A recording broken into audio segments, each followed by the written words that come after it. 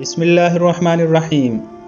السلام علیکم، ایک اور نئی ویڈیو میں خوش آمدید۔ آج کی ویڈیو میں حضرت فاطمہ رضی اللہ تعالیٰ عنہا بنت محمد صلی اللہ علیہ وسلم کی مختصر سوانح حیات کے بارے میں بیان کیا جائے گا۔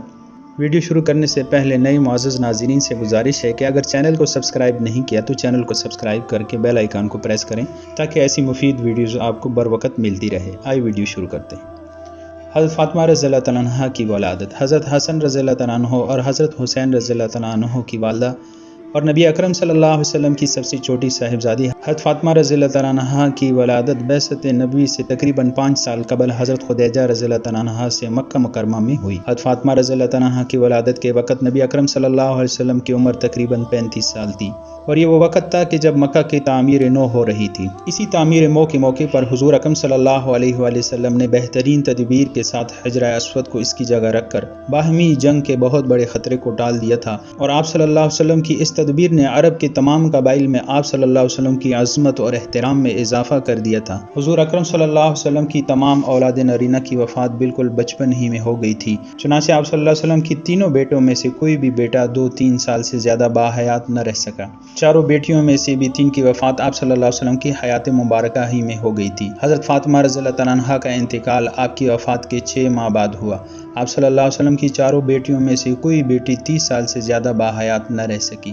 نبی کریم صلی اللہ علیہ وآلہ وسلم کی زندگی کے آخری سالوں میں تو آپ صلی اللہ علیہ وآلہ وسلم کی توجیہات اور محبت کا مرکز فطری طور پر حضرت فاطمہ رضی اللہ تعالیٰ عنہا بن گئی تھی۔ یوں بھی وہ حضور اکرم صلی اللہ علیہ وآلہ وسلم کی بہت ہی چہیتی بیٹی تھی۔ آپ صلی اللہ علیہ وآلہ وسلم کی چاروں بیٹیاں مدینہ منورہ کے مشہور قبرستان البقیع میں مدفون ہیں۔ حضرت فاطمہ رضی اللہ تعالیٰ عنہا کی تربیت۔ حضرت فاطمہ زہرا رضی اللہ تعالیٰ عنہا نے اپنی والدہ ماجدہ حضرت خدیجہ رضی اللہ تعالیٰ عنہا کے زیر سایہ تربیت اور پرورش پائی۔ ابھی حضرت فاطمہ رضی اللہ تعالیٰ عنہا کی عمر 15 سال کی تھی کہ ماں کی شفقت سے محروم ہو گئی۔ حضرت خدیجہ رضی اللہ تعالیٰ عنہا کے انتقال کے بعد آپ صلی اللہ علیہ وآلہ وسلم نے حضرت فاطمہ رضی اللہ تعالیٰ عنہا کی خصوصی تربیت فرمائی۔ نبی اکرم صلی اللہ علیہ وآلہ وسلم کی آیا مربیہ حضرت ایمن رضی اللہ تعالیٰ عنہا اور حضرت علی رضی اللہ تعالیٰ عنہ کی والدہ حضرت فاطمہ رضی اللہ تعالیٰ عنہا بنت اسد نے بھی حضرت فاطمہ رضی اللہ تعالیٰ عنہا کی تربیت اور پرورش میں ایک اہم کردار ادا کیا۔ ان کے علاوہ حضرت فاطمہ رضی اللہ تعالیٰ عنہا کی بہنوں نے بھی حضرت فاطمہ رضی اللہ تعالیٰ عنہا کی ہمہ وقت دلجوئی فرمائی۔ فاطمہ رضی اللہ تعالیٰ عنہا نبی کریم صلی اللہ علیہ وآلہ وسلم کی مشابہ تھی۔ آپ رضی اللہ تعالیٰ عنہا جس وقت چلتی تو آپ کی چال ڈال سے رسول اللہ صلی اللہ علیہ وسلم کے بالکل مشابہ ہوتی تھی۔ اسی طرح حضرت عائشہ رضی اللہ تعالیٰ عنہا کی روایت ہے کہ میں نے اٹھنے بیٹھنے اور عادات و اطوار میں حضرت فاطمہ رضی اللہ تعالیٰ عنہا سے زیادہ کسی کو رسول اللہ صلی اللہ علیہ وسلم سے مشابہ نہیں دیکھا۔ غرض یہ کہ حضرت فاطمہ رضی اللہ تعالیٰ عنہا کی چال ڈال اور گفتگو وغیرہ میں رسول اللہ صلی اللہ علیہ وسلم کی جھلک نمایاں نظر آتی تھی۔ رسول اللہ صلی اللہ علیہ وآلہ وسلم کی خدمت۔ حضرت فاطمہ زہرا رضی اللہ تعالیٰ عنہا بچپن ہی سے رسول اللہ صلی اللہ علیہ وسلم کی بڑی خدمت کرتی تھی۔ حضرت عبداللہ بن مسعود رضی اللہ عنہ فرماتے ہیں، ایک مرتبہ رسول اللہ صلی اللہ علیہ وسلم مسجد حرام میں نماز پڑھ رہے تھے۔ قریش کے چند بدمعاشوں نے شرارت کے غرض سے اونٹ کی اوجڑی لا کر نبی اکرم صلی اللہ علیہ وسلم پر ڈال دی اور خوشی سے تالیاں بجانے لگے۔ کسی نے حضرت فاطمہ رضی اللہ تعالیٰ عنہا کو خبر دی تو وہ دوڑی دوڑی آئیں اور حضور صلی اللہ علیہ وآلہ وسلم سے اوجڑی کو اتار کر پھینکا۔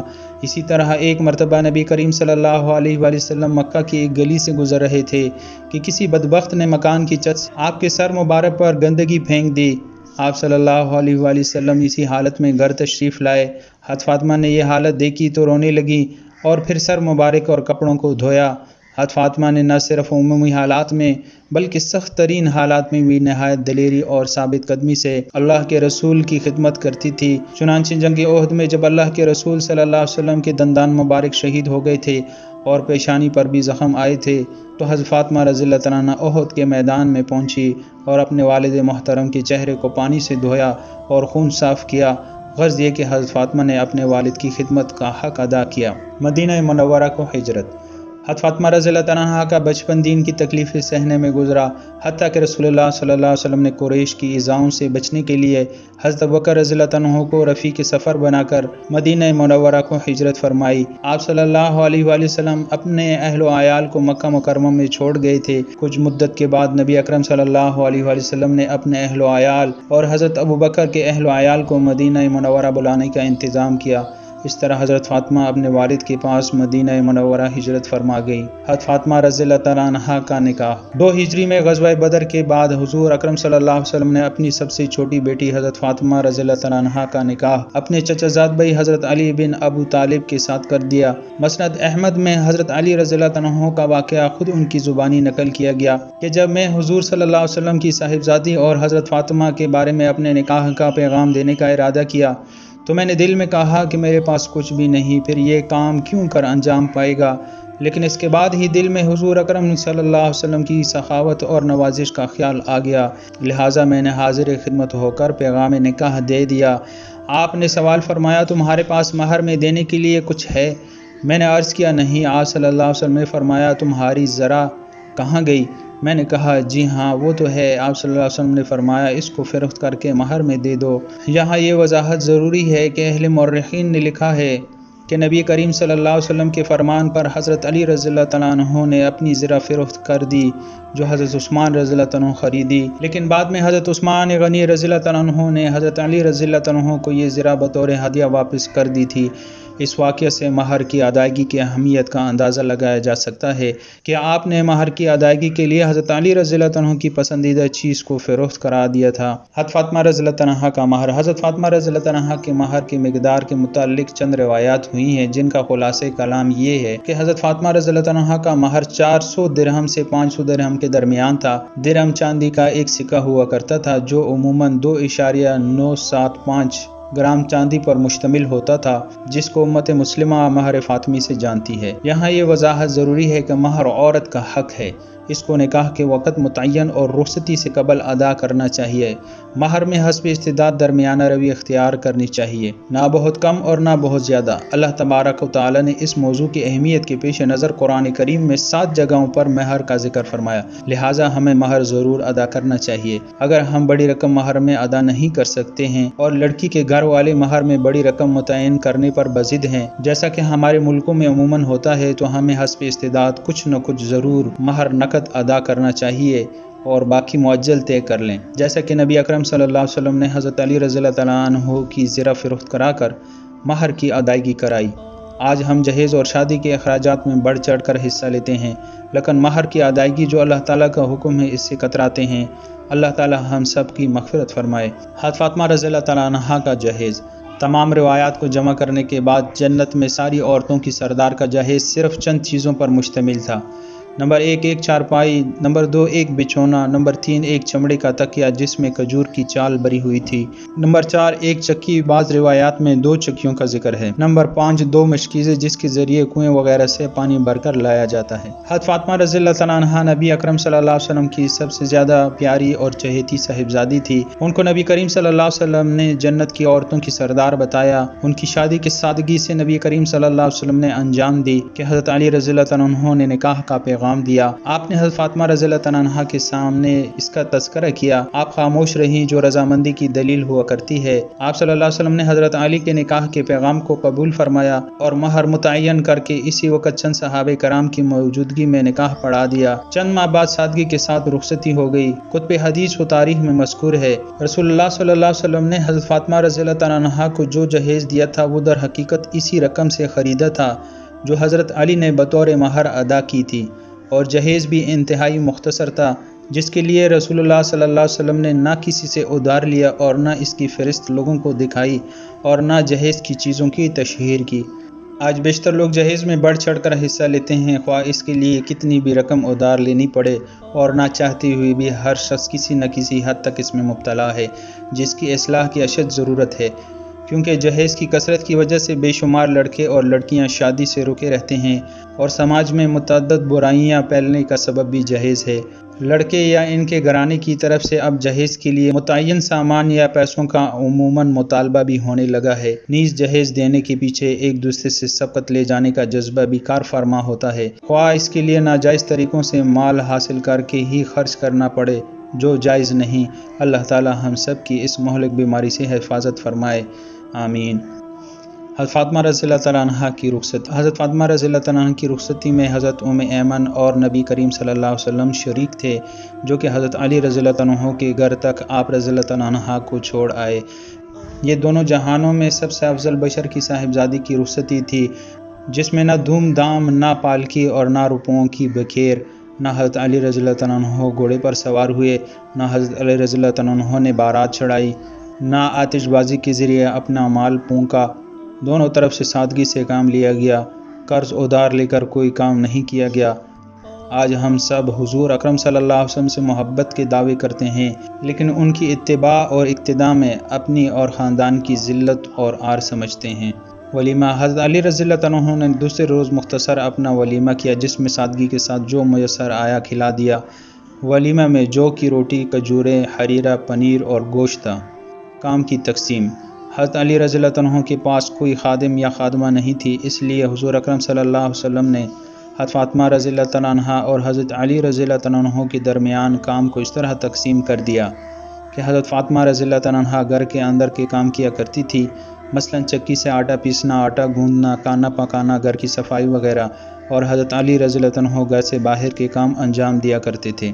ایک مرتبہ حضور اکرم صلی اللہ علیہ وسلم کی خدمت میں کچھ غلام اور باندیاں آئیں تو حضرت علی رضی اللہ عنہ نے فاطمہ رضی اللہ عنہا کو مشورہ دیا کہ اس موقع پر تم حضور اکرم صلی اللہ علیہ وسلم کی خدمت میں جا کر ایک خادمے کا مطالبہ کرو جو تمہاری گھریلو ضروریات میں تمہارے ساتھ تعاون کر سکے۔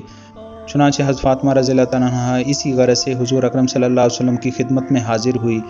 اس وقت آپ کی خدمت میں کچھ لوگ حاضر تھے، اس لیے حضرت فاطمہ رضی اللہ عنہا واپس آ گئیں۔ بعد میں حضور اکرم صلی اللہ علیہ وسلم حضرت فاطمہ رضی اللہ عنہا کے گھر تشریف لائے تو اس وقت حضرت علی رضی اللہ عنہ بھی موجود تھے۔ حضور اکرم صلی اللہ علیہ وسلم نے دریافت فرمایا کہ فاطمہ، تم اس وقت مجھ سے کیا کہنا چاہتی تھی؟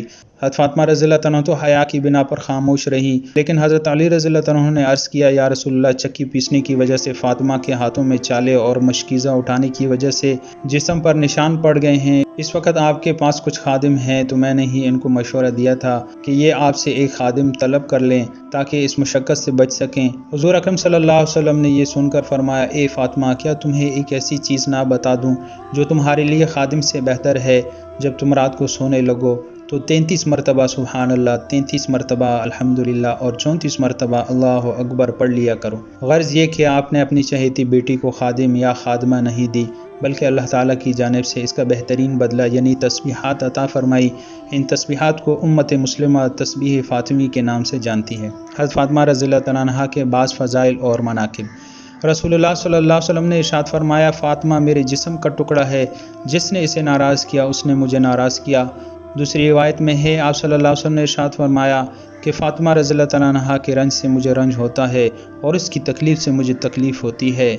حضور اکرم صلی اللہ علیہ وسلم جب سفر میں تشریف لے جاتے تو سب سے آخر میں حضرت فاطمہ رضی اللہ عنہا سے مل کر روانہ ہوتے تھے، اور جب واپس تشریف لاتے تھے تو سب سے پہلے حضرت فاطمہ کے پاس تشریف لے جاتے تھے۔ حضرت حذیفہ رضی اللہ عنہ فرماتے ہیں کہ میں نبی کریم صلی اللہ علیہ وسلم کی خدمت میں حاضر ہوا۔ آپ صلی اللہ علیہ وسلم نے اس وقت فرمایا کہ بے شک یہ فرشتہ ہے جو زمین پر آج کی اس رات سے پہلے کبھی نازل نہیں ہوا، اپنے رب سے اجازت لے کر مجھے سلام کرنے اور یہ بشارت دینے کے لیے آیا ہے کہ یقیناً حضرت فاطمہ رضی اللہ عنہا جنت کی عورتوں کی سردار ہیں اور حضرت حسن اور حسین رضی اللہ عنہ جنت کے جوانوں کے سردار ہیں۔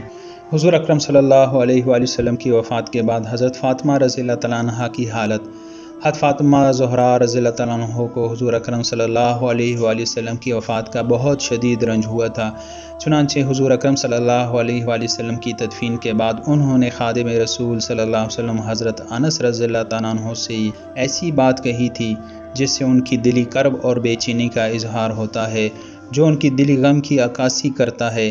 حضرت فاطمہ رضی اللہ عنہا نے فرمایا، اے انس، رسول اللہ صلی اللہ علیہ وسلم کے جسم ادھر پر مٹی ڈالنا تم لوگوں نے کس طرح گوارا کر لیا؟ حضرت فاطمہ رضی اللہ عنہا کی والدہ حضرت خدیجہ رضی اللہ عنہا، 3 بہنیں اور تمام چھوٹے بھائی حضرت فاطمہ رضی اللہ عنہا کی زندگی ہی میں وفات پا گئے تھے، اور پھر آخر میں آپ کو بہت چاہنے والے باپ کی بھی وفات ہو گئی۔ باپ کی وفات پر جتنا بھی رنج ہوا ہو کم ہے۔ حضور اکرم صلی اللہ علیہ وسلم کے انتقال پہ اگرچہ حضرت فاطمہ رضی اللہ عنہا نے پورے صبر و ضبط کا مظاہرہ کیا، لیکن پھر بھی حضور اکرم صلی اللہ علیہ وسلم کی وفات کے بعد حضرت فاطمہ رضی اللہ عنہا بہت مغموم رہا کرتی تھی، چنانچہ آپ صلی اللہ علیہ وسلم کی وفات کے بعد حضرت فاطمہ صرف 6 ماہ ہی باحیات رہ سکیں۔ حضرت فاطمہ رضی اللہ عنہا کی اولاد: حضرت فاطمہ رضی اللہ عنہا سے 3 صاحبزادے حضرت حسن، حضرت حسین اور حضرت محسن رضی اللہ عنہم اجمعین اور 2 صاحبزادیاں زینب اور ام کلثوم رضی اللہ تعالیٰ عنہا پیدا ہوئیں۔ حضرت محسن رضی اللہ تعالیٰ عنہ کا انتقال بچپن میں ہی ہو گیا تھا۔ حضرت حسن اور حضرت حسین رضی اللہ عنہم اجمعین کے ذریعے ان کے نانا محترم اور حضور اکرم صلی اللہ علیہ وسلم کا سلسلہ نسب چلا۔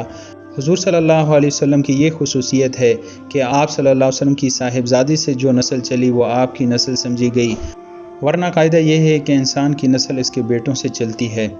فاطمہ رضی اللہ تعالیٰ عنہا کی وفات۔ آپ کی وفات کے متعلق بہت سی روایتیں ہیں، لیکن صحیح بات وہی ہے جو زہری کے طریق سے عروہ سے بحوالے حضرت عائشہ رضی اللہ تعالیٰ عنہا سے بیان ہوئی کہ حضرت فاطمہ رضی اللہ تعالیٰ عنہا حضور صلی اللہ علیہ وسلم کے 6 ماہ بعد تک زندہ رہیں۔ آپ کی وفات بروز منگل 3 رمضان المبارک 11 ہجری میں ہوئی۔ جب آپ کی وفات کا وقت آیا تو آپ نے اسماء بنت عمیس زوجہ ابو بکر صدیق رضی اللہ تعالیٰ عنہ کو وصیت کی کہ وہ انہیں غسل دیں۔